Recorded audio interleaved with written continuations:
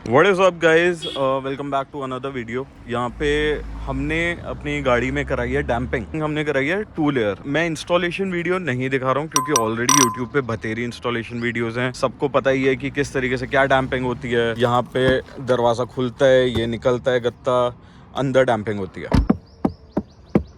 ऐसे करके चेक करते हैं राइट कि डैम्पिंग हो रखी है। यहाँ पे करोगे तो यहाँ पे अलग आवाज आएगी। लेकिन क्या एक्चुअली वर्थ इट है ये damping? Coming to my first point, damping से दरवाजा जो है वो हैवी हो जाता है थोड़ा। मारुति की गाड़ियों का सबको पता है, मेरे को बताने की जरूरत नहीं है कि मारुति की गाड़ियों में क्या ड्रॉबैक्स हैं। बिल्ड क्वालिटी हल्की होती है, लेकिन ये बिल्ड क्वालिटी से लेना देना कुछ नहीं है डैम्पिंग का। डैम्पिंग जब आप कराते हो तो ऐसा नहीं होता कि बिल्ड क्वालिटी अच्छी हो जाती है या फिर ऐसा हो जाता है कि भाई की गाड़ी सॉलिड हो गई, टक्कर लगेगी तो कुछ नहीं होगा। नहीं, ऐसा कुछ भी नहीं है। एक चीज इसमें जो इम्प्रूव होती है वो ये होती है कि जब आप गाड़ी में बैठोगे तो आप ये सुनना, अभी बाहर की आवाज शायद आ रही होगी, अब एकदम साइलेंट है।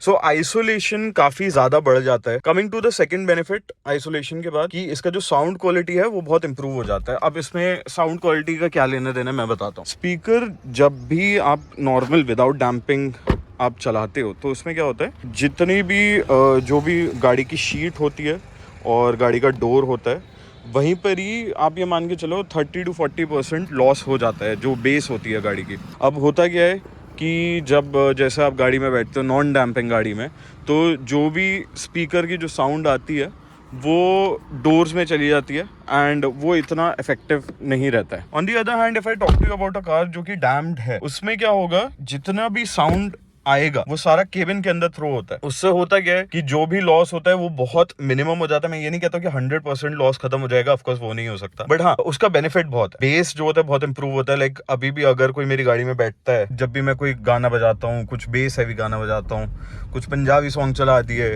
या फिर ड्रेक के गाने बजा दिए, तो एक बंदा एक बारी को जरूर वो बंदा पूछता है कि यार कि गाड़ी में कुछ कराया है क्या। बट नहीं, मैंने स्पीकर्स इसके एकदम स्टॉक रखे हैं। So Baleno comes with 6 speakers, 2 tweeters and 4 normal आपके जो स्पीकर्स होते हैं। अब अगर मैं आपको बताऊं कि मेरी गाड़ी में कितनी डैम्पिंग हुई है, सो चारों दरवाजे डैम्प्ड है। 2 लेयर डैम्पिंग हुई है। इसका मतलब क्या है, 2 लेयर का एक पार्टीशन होता है, मेन जो शीट होती है वो, और उसके बाद एक बीच में एक पार्टीशन होता है, ठीक है। वो पार्टीशन के ऊपर भी एक लेयर डैम्पिंग की लगाई जाती है, तो उसको कहते हैं 2 layer damping. Now 2 layer damping में ऑफ कोर्स ये बात है, लेयर अगर इंक्रीज हो रही है तो आइसोलेशन भी इंक्रीज होगी ही होगी। सो उस वजह से क्या होता है कि साउंड क्वालिटी बहुत ज्यादा इंप्रूव हो जाती है। On top of that, is it worth it और not? Coming to my third point, definitely worth it है। बट आप ये सोच के मत डैम्पिंग कराना कि यार इससे आपकी बिल्ड क्वालिटी इंप्रूव होगी। बिल्ड क्वालिटी इंप्रूव नहीं हो सकती है। जो गाड़ी की बिल्ड क्वालिटी है वो ही रहेगी, लेकिन आपका डोर्स हैवी होंगे, फॉर श्योर होंगे, आपका साउंड क्वालिटी इंप्रूव होगा बहुत अच्छा खासा।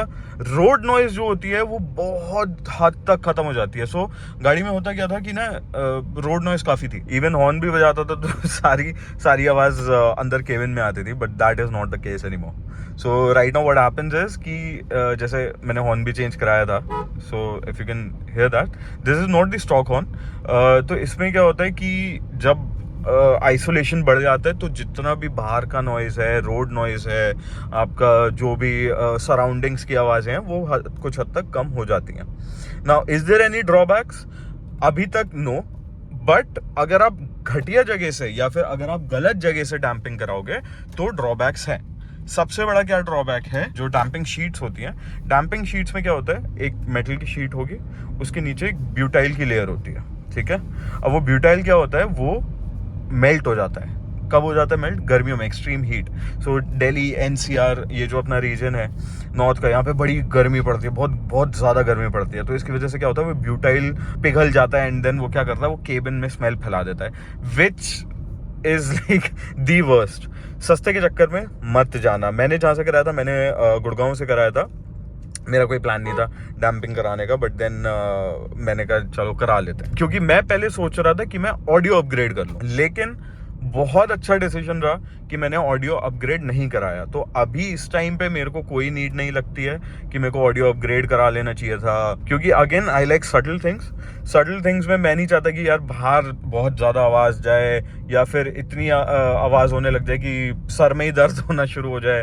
सब वूफर्स एंड ऑल वो बहुत हाई एंड क्वालिटी के अगर आप लगाते हो तो बहुत अच्छा साउंड करता है, बट नॉर्मली अगर आप जाते हो तो चांसेस हैं कि आपके सर में, खुद के सर में ही दर्द होने लगेगा, एंड मैं उन सब चीज़ों में बिलीव नहीं करता हूँ। इफ़ यू आस्क मी कि क्या हमें डैम्पिंग करानी चाहिए कि नहीं, फॉर श्योर करानी चाहिए। डैम्पिंग बिल्कुल करानी चाहिए। जितनी भी फील है जो केविन की है, जो एक आइसोलेशन होता है, एक थोड़ा सा फील गुड फैक्टर आता है, प्लस ये जो आवाज़ है ना, ये थोड़ी बहुत कह सकते हैं इंप्रूव हो जाती है, but then again this is not a German car. Volkswagen वगैरह से आप कंपेयर करोगे तो आप ये नहीं कह सकते कि हाँ यार उस लेवल की इसमें आइसोलेशन आ जाएगी, नहीं आएगी। This is a must thing for Maruti cars. जितने भी मारुति कार्स हैं, this is a must for them. If you want to upgrade your speakers, I would highly recommend, पहले आप एक काम करो, आप अपना डैम्पिंग कराओ। डैम्पिंग कराने के बाद आप देखो कि यार क्या इसमें मेरे को अभी भी ज़रूरत लग रही है कि नहीं। अगर तब भी लगती है तो आप कराओ। Coming to the costing part now, which is one of the most important thing. See, damping जो है कहीं ना कहीं it ranges from 7-8 thousand rupees to all the way up to 12-13-14-15 thousand rupees. मैंने जो अपनी गाड़ी में कराई थी वो कराई थी 11,000 रुपये की डैम्पिंग, जिसमें चारों दो डैम्प थे, 2 लेयर की डैम्पिंग थी हर एक दरवाजे में, ठीक है। शीट्स कितनी लगी थी मेरे को अंदाज़ा याद नहीं है, but this is the total cost which I paid. I would highly recommend, पहले आप रिसर्च कर लो, मेरी तरह मत करना। मैंने एक गलती ज़रूर करी थी, बिना रिसर्च करे मैंने डैम्पिंग करा दी थी। उसने जिस कंपनी की करी थी, उस कंपनी का मेरे को नहीं पता है कि is it actually a good company और नॉट। अभी तक जो रिस्पॉन्स है अभी मेरे को हो गया है क्लोज टू अराउंड, मैंने कराई थी और अक्टूबर में मैंने कराई थी। अक्टूबर में मैंने डैम्पिंग कराई थी एंड अभी आपका मार्च चल रहा है। अक्टूबर से अभी तक it's been great. I am really liking the response of it. Till date मेरे को कोई ज़रूरत नहीं लगती कि मेरे को चेंज कराने चाहिए स्पीकर्स की नहीं। आउटपुट की जहाँ तक बात है, I definitely put an audio at the end of this video about the response, but मैं सही बात बताऊँ, आपको फ़र्क नहीं पता चलेगा।